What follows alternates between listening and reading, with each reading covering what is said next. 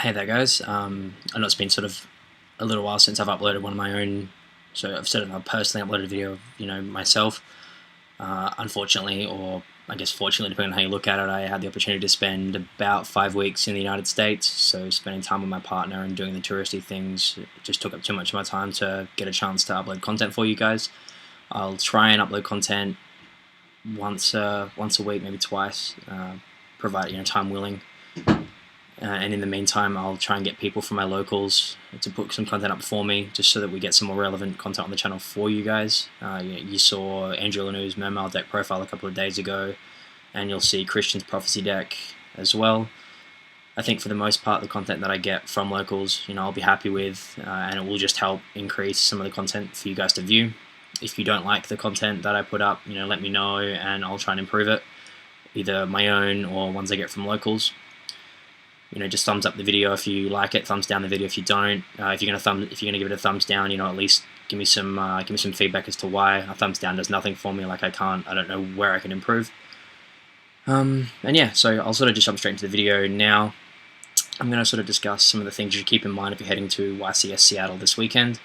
I think for me, if I was headed there myself, I'd have an extremely tough time picking, my 40 card main deck and my 15 card side deck, and trying to feel happy that I'm going to be comfortable playing against every deck I'm possibly going to play against on that weekend. And I don't really think, this is not a format that really, this is not a format you could go into every event feeling extremely confident if you played, a deck from A to almost Z right now. You think back even to the last YCS and, the previous ones, your relevant decks, you had Gigia, Karakuri, Machina Gadget, all those machine types. You had your Dino Rabbits, your Wind-Ups, your Inzektors, your Chaos Dragons, your Hieratics, you even had Samurai popping up, you got GK popping up, and I'm sure there's Dark Wall heroes if I haven't mentioned them already, and just a plethora of other decks that you need to be, your main deck needs to be capable of handling, and your side deck needs to be even more capable of handling. And the release of Abyss Rising is obviously going to compound this, and just make it even more difficult. I think that, if you look at a deck like Heroes, they'll play Skill Drain to beat, say, Wind-Ups, and then they get blown out by maybe Dark World. Maybe you'll play Effect Feather and Gear Gear to get over Wind-Ups, and then you'll also get blown out by Dark World. There's so many examples where you'll tech your deck to beat decks A, B, and C, and then you'll play against D, E, F, and you'll lose. And I think that tournament success at the moment can potentially, skill aside and whatnot, it could potentially come down to whether you play matchups A, B, and C that you're teched for and don't play D, E, and F, or whether you play more of the other and less of the other. Like your success at a tournament could come specifically down to your matchups and you playing against 8 rounds of Randy decks that you're not ready for. And I think that for me, and I guess for others, this is sort of why players lament the direction that the game is headed in, because it's impossible to. If you think back to a deck, think back to a format like Teledad, where there was one best deck. Skill was incredibly relevant, and people sort of herald that as one of the most skill-intensive formats, purely because main deck tech and the ability to know the mirror inside and out was what was going to win you the game. Consider the first person to put in the Royal Oppression into the deck. I can't remember who it was. I probably should know, but it escapes me at the moment. It was huge. Like, it was a huge tech, and they were credited for that. Whereas now, tech, it's next to impossible to put in a universal tech that is just going to be good against every matchup, because all the matchups are, there's no linking factor in every matchup. So, with this in mind, what does the release of Mermail's change? I mean, I'm sort of ignoring Mazolche and I guess even Prophecy, purely because I think Mermail's going to be the biggest deck heading into this. And I mean, realistically, Mermails are just going to make this worse. It's just another tier 1 deck, another really powerful deck that you need to be ready to beat in your main, in your side. It just compounds the issue that we've had previously. If you think back to, I think, YCS Columbus in 2011, when Darkwoods were released, and basically every man and his dog was citing Gemini Imps, Shadow Imprisoning Mirror cards to beat that deck. They probably didn't play more than 1 or 2 of those matchups throughout the day, but their main and their side were hugely changed based purely on the fact that this deck had just recently been released. And I think that you can expect a very similar thing heading into YCS Seattle. You're going to see probably main deck Macrocosmos in decks like Dino Rabbit. You're going to see the side deck Soul Drains and the side deck Fissures and the side deck Macros in other decks that can handle it. even as early as game 1, you're going to see these cards. Like, you're going to play against Macro Rebel on this weekend. It's promo.deck right now. It's really cheap. It's going to be a relevant thing. And so, what does even the side deck trends change, for you heading into this format? And I mean, straight off the bat, it makes some decks more relevant and other decks probably not quite as relevant.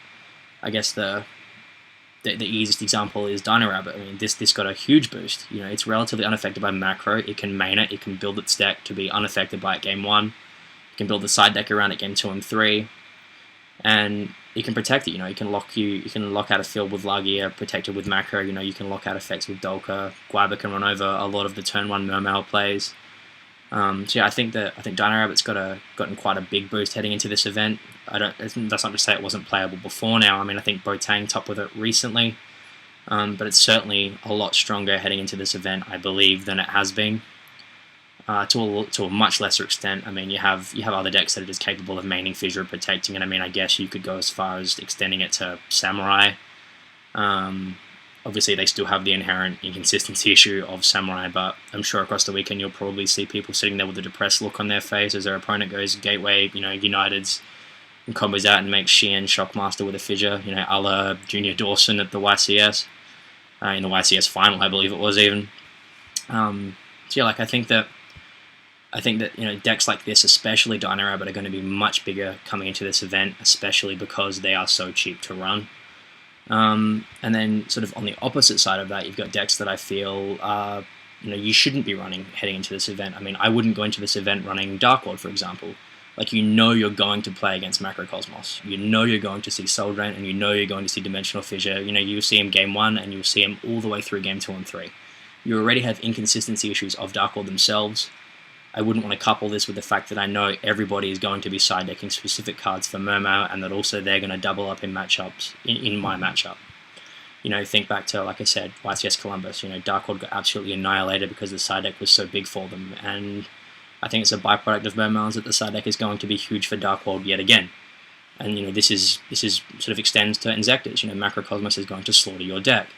That doesn't even mention the fact that Dino Rabbit's going to be more played, and that matchup is almost unwinnable for you. You're going, like, if you play Dark Lord or Inzektors coming into this event, you're setting yourself up for an uphill battle across every round of Swiss and every game in the top.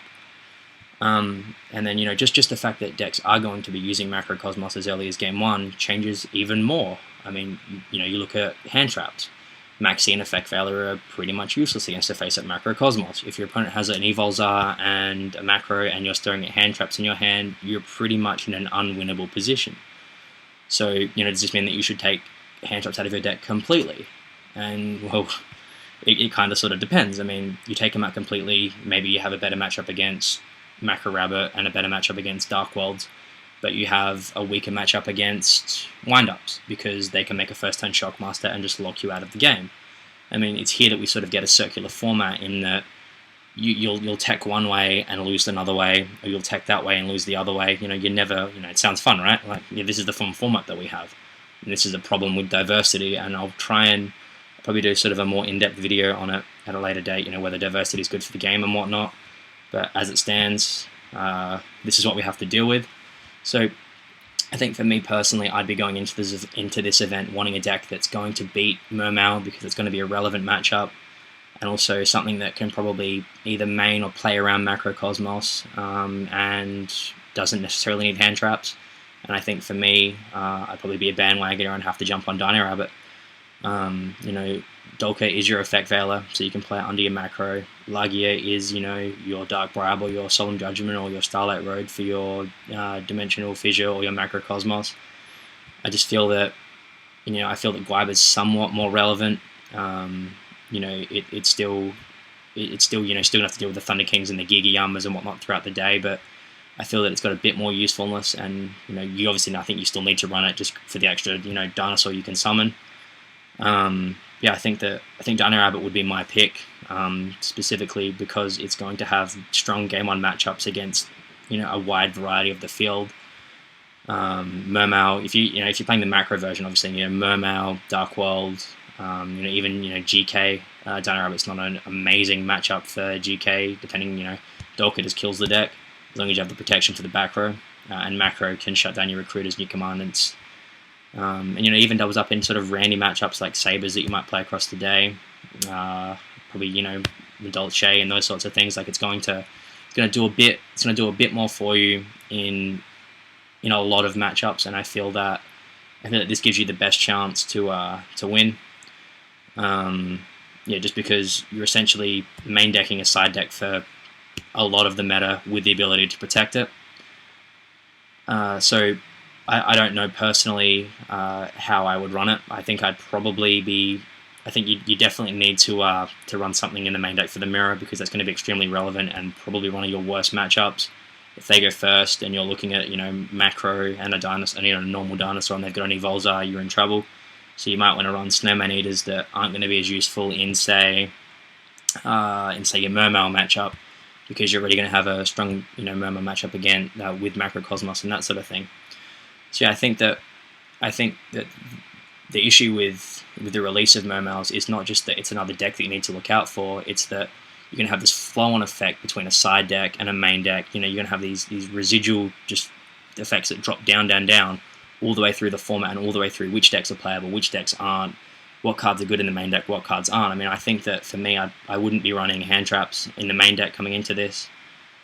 Yeah, I wouldn't run any. I'd probably run, if you wanted to run something like a Veil, you'd run something like Fiendish Chain. Maybe I'll post my rabbit, the rabbit deck list I'd run at the YCS in another video if I can get time later this week. But yeah, I think that running Dino Rabbit is probably going to give you one of the better chances of winning this event, as long as, you know, you're comfortable with the mirror and you don't get completely sacked by, you know, Heavy Storm Megalo plays. But yeah, other than that, I don't think that there's anything else I can discuss sort of in the time I have in this video. And yeah, cheers guys. Actually, before I sign off, I guess I'll ask for some of your opinions on what you want to see for my own personal content coming up. I'll try and get some deck lists and some duel videos up. I have quite a few decks that I can build, or that I have built. So I guess I'll sort of show you a few of them and ask for your opinion on which ones you want to see the full deck list of. I mean, obviously you have Dino Rabbit, or Macro Rabbit in this case.